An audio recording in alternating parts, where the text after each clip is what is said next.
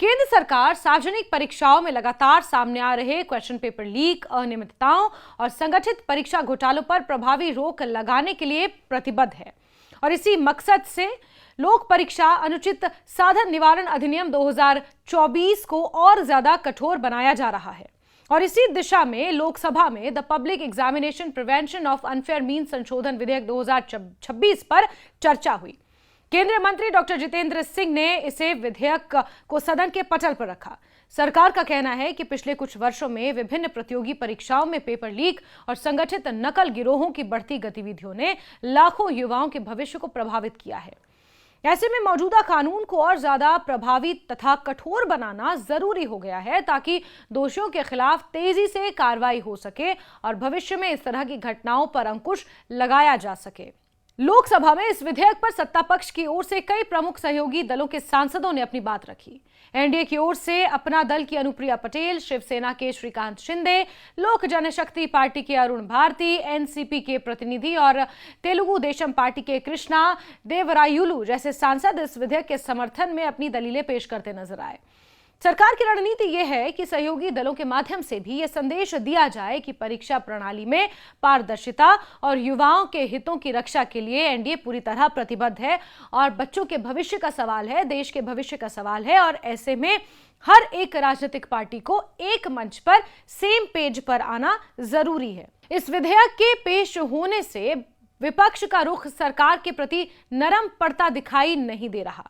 हाल ही के दिनों में राष्ट्रीय पात्रता सह प्रवेश परीक्षा यानी कि नीट के क्वेश्चन पेपर लीक को लेकर देश भर में छात्रों का व्यापक विरोध प्रदर्शन देखने को मिला, जिसके बाद धर्मेंद्र प्रधान को इस्तीफा भी देना पड़ा। इसी मुद्दे को लेकर विभिन्न छात्र संगठनों और विपक्षी दलों ने सरकार को पुरजोर कोशिश से घेरा भी।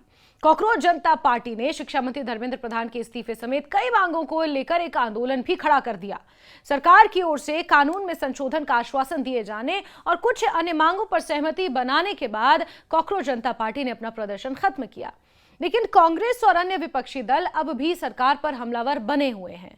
विपक्ष का कहना है कि केवल कानून को कठोर बनाने से समस्या हल नहीं हो जाती, बल्कि परीक्षा पद्धति, परीक्षा प्रणाली में ट्रांसपेरेंसी, अकाउंटेबिलिटी और कहीं ना कहीं प्रशासनिक सुधार जरूरी है। विपक्ष ये भी स्पष्ट करती है कि जंतर मंतर पर प्रदर्शन कर रहे छात्रों के खिलाफ कथित रूप से जो पैलेट गन्स और जो डंडे उन पर बरसाए गए, उसका जो इस्तेमाल हुआ, उसके मुद्दे को वो संसद और सड़क दोनों जगह उठाता रहेगा। विपक्षी दलों का आरोप है कि सरकार छात्रों की आवाज दबाने का प्रयास करती है, जबकि सरकार का कहना है कि कानून व्यवस्था बनाए रखने के लिए आवश्यक कदम उठाए गए। इस मुद्दे को लेकर संसद के पहले हफ्ते में भी कई बार हंगामा हुआ और कार्यवाही प्रभावित रही। संशोधन विधेयक के अनुसार परीक्षा में प्रश्न पत्र लीक कराने, अनुचित संसाधनों का इस्तेमाल करने या ऐसे अपराधों में शामिल पाए जाने वाले व्यक्तियों के खिलाफ पहले से कहीं अधिक कठोर दंड का प्रावधान है। प्रस्तावित कानून के तहत दोषी को न्यूनतम 5 साल और अधिकतम 10 साल तक की कैद की सजा है। इसके साथ ही उस पर 50 लाख रुपए तक के जुर्माने का भी प्रावधान है। यदि अपराध संगठित तरीके से किया गया हो, जिसमें किसी गिरोह, नेटवर्क या बड़े स्तर पर षड्यंत्र की भूमिका सामने आती है, तो ऐसे मामलों में न्यूनतम 7 साल की कैद और अधिकतम 10 करोड़ रुपए तक के जुर्माने का प्रावधान है। अब सरकार का मानना है कि इतनी कठोर सजा और भारी आर्थिक दंड परीक्षा माफियाओं के लिए बड़ा निवारक साबित हो सकती है, लेकिन जो लोकसभा में बिल पेश हुआ उसमें इससे भी ज्यादा कड़ी सजा का प्रावधान है। विधेयक में केवल सजा बढ़ाने तक ही सीमित प्रावधान नहीं है, बल्कि जांच और न्यायिक प्रक्रिया को भी समयबद्ध बनाने पर विशेष जोर दिया गया है। प्रस्ताव के अनुसार ऐसे सभी मामलों की जांच 2 महीने या 3 महीने के भीतर पूरी करनी होगी। इसके अलावा राज्यों और केंद्र शासित प्रदेशों को विशेष त्वरित अदालतें स्थापित करने के निर्देश भी दिए जा चुके हैं। फास्ट ट्रैक कोर्ट्स का गठन किया जा चुका है, एक टास्क फोर्स का गठन किया जा चुका है। फ्रेंड्स, विद्यार्थियों के भविष्य के लिए भारत सरकार लगातार अनेकविध कदम उठा रही है। जिन लोगों ने विद्यार्थियों के भविष्य के साथ खिलवाड़ किया, वे जेलों में सड़ रहे हैं। हमने फास्ट ट्रैक कोर्ट बना चुके हैं। हम कल पार्लियामेंट के अंदर भी कठोर कानूनों के प्रावधान के साथ नया कानून बनाने की दिशा में भी आगे बढ़ रहे हैं। लेकिन हमें भविष्य के लिए सोचना है। हमारी परीक्षा पद्धति विश्वस्त हो, हमारी परीक्षा पद्धति ट्रांसपेरेंट हो, हमारी परीक्षा पद्धति में सबसे ज्यादा अब टेक्नोलॉजी का उपयोग हो, इन सारी बातों को ध्यान में रखते हुए विश्व प्रसिद्ध टेक्नोलॉजी एक्सपर्ट श्रीमान नंदन नीलेकनी जी के नेतृत्व में एक हाई पावर टास्क फोर्स बनाने का निर्णय किया है, जो एग्जामिनेशन रिफॉर्म की तरफ फोकस करेगा और जल्द से जल्द आने वाली परीक्षाओं की विश्वसनीयता को सुनिश्चित करने का काम इसके रिपोर्ट के आधार पर कर दिया जाएगा। बहुत बहुत धन्यवाद। फास्ट ट्रैक कोर्ट के जरिए इन मामलों की सुनवाई तेजी से होगी। 3 महीने के अंदर अंदर केसेस को क्लोज करना होगा, आरोपियों को सजा देनी होगी। आरोप पत्र दाखिल होने के 3 महीने के भीतर मुकदमे की कार्रवाई पूरी करने का लक्ष्य रखा गया है।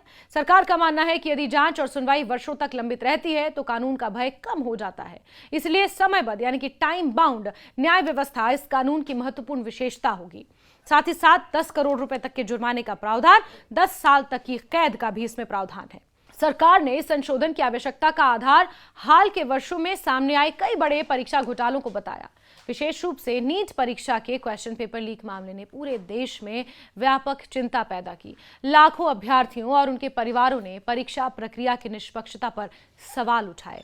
इस मुद्दे पर छात्रों के विरोध प्रदर्शन तेज हुए। विपक्षी दलों ने भी सरकार को घेरना शुरू किया। संसद के मौजूदा सत्र के पहले हफ्ते में भी इस मुद्दे को लेकर विपक्ष ने लगातार हंगामा किया, जिससे कई बार सदन की कार्यवाही बाधित हुई।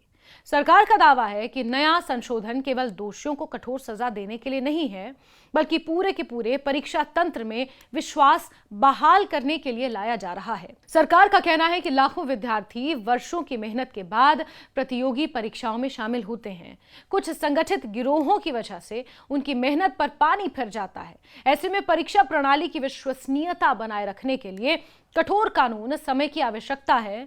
वहीं विपक्ष का तर्क है कि कानून के साथ साथ परीक्षा आयोजित करने वाली संस्थाओं की जवाबदेही, तकनीकी सुरक्षा, पारदर्शी निगरानी व्यवस्था और प्रशासनिक सुधार भी उतने ही महत्वपूर्ण हैं। अब सभी की नजरें लोकसभा में जिस तरह से ये विधेयक पेश किया गया, इस पर किस तरह से अमल किया जाता है, सभी की निगाहें उस पर है, क्योंकि अपने आप में एक ऐतिहासिक कानून होगा। विपक्ष इसकी प्रभावशीलता, सरकार की जिम्मेदारी और हालिया घटनाओं को लेकर तीखे सवाल उठा रहा है। यदि यह संशोधन वाकई बिल बन जाता है, कानून बन जाता है, तो देश में सार्वजनिक परीक्षाओं में पेपर लीक और संगठित परीक्षा घोटाले के खिलाफ कानूनी कार्रवाई पहले की तुलना में कहीं अधिक सख्त होगी और तेज होगी। इससे परीक्षा प्रक्रिया को अधिक पारदर्शी, निष्पक्ष और विश्वसनीय बनाने की दिशा में सरकार एक महत्वपूर्ण कदम उठाने का दावा भी कर रही है। और इसी बीच जो सरकार के ऊपर सवाल उठ रहे हैं, जो युवा, जो जेन ज़ी सड़कों पर उतरे, जिन्होंने एक आंदोलन खड़ा कर दिया, उनको एड्रेस करने के लिए प्रधानमंत्री नरेंद्र मोदी को उन्हीं के प्लेटफॉर्म यानी कि इंस्टाग्राम का सहारा भी लेना पड़ा। और प्रधानमंत्री लगातार अब वीडियोस इंस्टाग्राम पर जारी कर रहे हैं और वहां से संदेश देने की कोशिश कर रहे हैं। अभी भी प्रधानमंत्री नरेंद्र मोदी ने इस कानून को लेकर छात्रों को भरोसा दिया है, सख्त कार्रवाई का आश्वासन दिया है। टाइम बाउंड तरीके से पेपर लीक के मामलों के निपटारे की भी प्रधानमंत्री ने बात कही है।